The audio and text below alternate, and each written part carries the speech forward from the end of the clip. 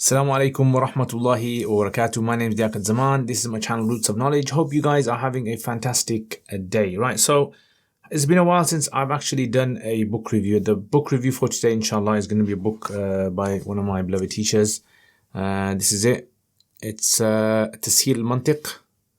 It's a book which is about the science of Mantiq for beginners. And if you guys are not familiar with my channel, first of all, please check out the videos, hit the like button, subscribe button, and leave a comment as well. So this book I actually studied when I was in the second year of my Alamiya studies.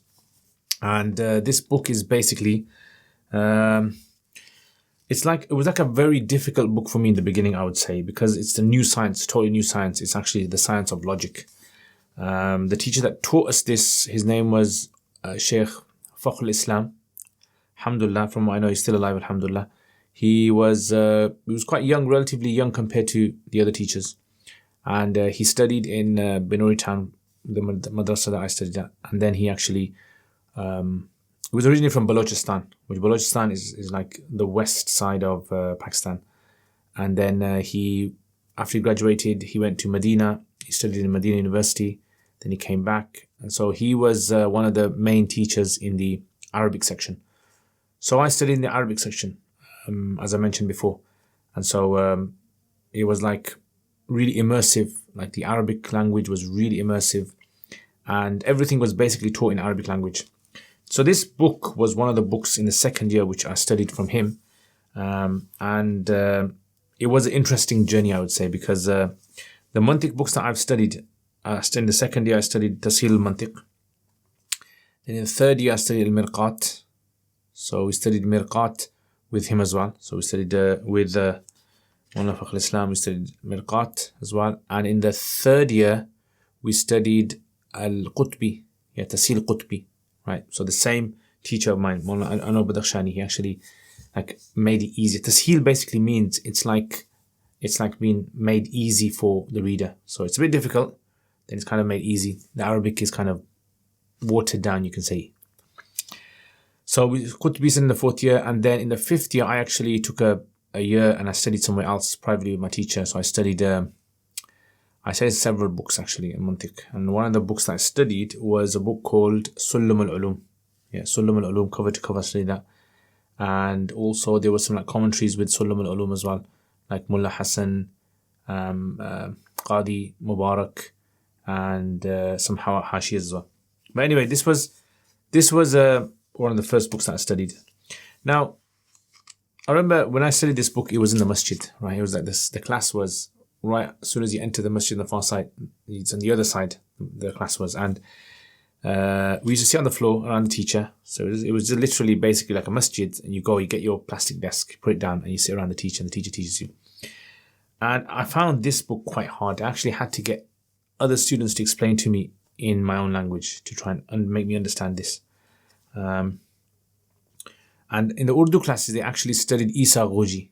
So Isa Ghoji is another famous Mantiq book that studied logic. Now, what is logic about? You're probably asking, what is the science of logic about? Logic is basically, if I was to kind of summarize it to you guys, it tells you about like a structured way of trying to look at things literally in a logical way.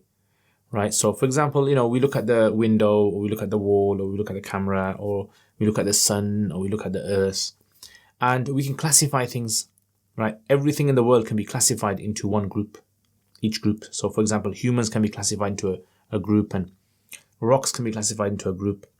So, all of these classifications, the point is that you want to be able to speak to someone without making mistakes, being extremely accurate in what you're saying, without making errors and mistakes in what you're saying. That's the idea of it.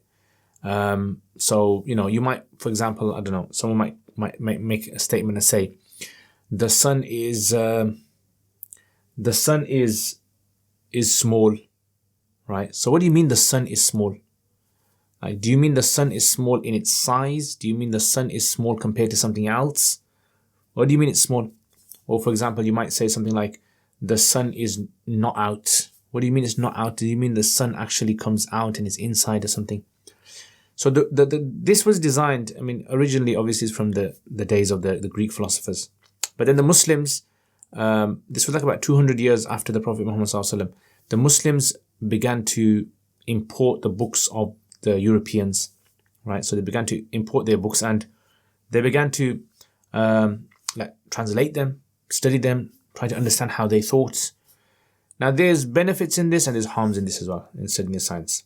So I would say the benefits of this obviously is, it's like studying mathematics, where once you study mathematics and you understand what a number is, you understand what multiplication is, you understand what division is, you understand the root word of the root number of something is, right? All of these things, they give you a correct way of calculating something. So if you didn't know all of this stuff and you tried to calculate something, you'd find it extremely hard. That's the point. But the flip side of this is that there were people who are against Mantiq, and they kind of said, well, Mantiq isn't really needed, because what's Mantiq? Mantiq is what you're actually thinking, isn't it? So if you're already thinking in the correct way, if you're an intelligent person and you're thinking in the correct manner, then you don't really need a rule to tell you how to think. It's like, for example, like imagine you know how to speak English, right? Fully, perfectly. And you haven't really learned the rules of learning how to speak English. And one day someone says to you, why do you learn the rules? And then you say, well, what do I need the rules for? If the point of learning the rules is to speak, and I can speak and write perfect English, what's the point of learning the rules? So the same thing is like that, right? It's like codification of something which is already known. Some people found it to be pointless. In fact, some people found it to be something which was actually problematic, because if you kind of make people think in this manner, then it's obviously going to cause other people to become very argumentative in how they see things. Because you might say something in a very metaphorical way, like, I love you from the depths of my heart, but that's not really from a Mantiq point of view, that's not really a correct statement to say, right? Because you don't have depths in your heart. It's just an organ, isn't it? So anyway, that's basically the kind of Mantiq. So there's people who are for Mantiq, there are people who are against Mantiq, right? The science of logic. I personally would say it's a very good science to understand if you want to be able to really break down arguments, to really look at how people say things. Someone might say, dinosaurs are better than humans because dinosaurs live longer on Earth. Now that's an argument, that is. Now, is that argument correct? How would you be able to counter that argument? How would you be able to break that argument down and find what the problem with that is? Or let's say someone says, I don't believe that rhinoceros exists because I've never seen one. Right? So I don't believe rhinoceros exists because I've never seen one. So therefore, what his premise is that I don't believe in a rhinoceros because I don't see it, and therefore anything that I don't see, I don't believe in it. So now if you want to counter that, you would obviously say to him, right, if that's your principle, that you don't believe in anything you don't see, well, do you see your intellect? Do you believe that you're intelligent? Right? You don't see it. And then if he says, well, I can't see it, then that means he's already kind of just messed his own argument up in that sense. So anyway, so that's kind of logic, that is. And it's a very nice science. Once you start learning how it works and you're very analytical in how you think, it's very good in that way. But like I said, it's got its flaws in how it's been applied.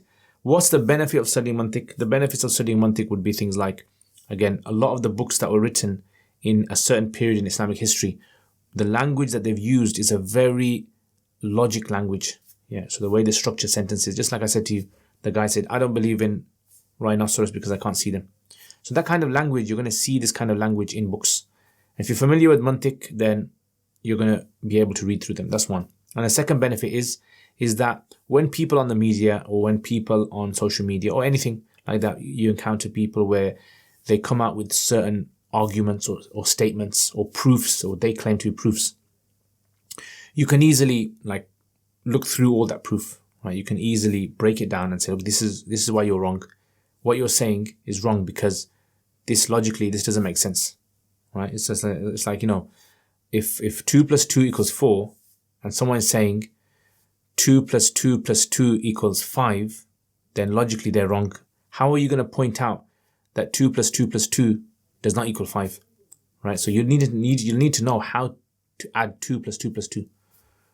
Okay, so anyway, I hope that makes sense. So I studied this from Sheikh Fakhrul Islam, and I found it really hard in the beginning, to be honest. I found it very hard. Firstly, because it was a very new science to me, and secondly, it's because it was in Arabic language as well. But then slowly over the years, because I was repeating like these subjects to discussions again and again in various books, I kind of got the hang of it, and I started to enjoy it. Yeah, and that's it, guys. So hope you guys enjoy this this video. If you have any sort of questions, please leave them in the comments. Thank you to all my patrons for all the support you guys show.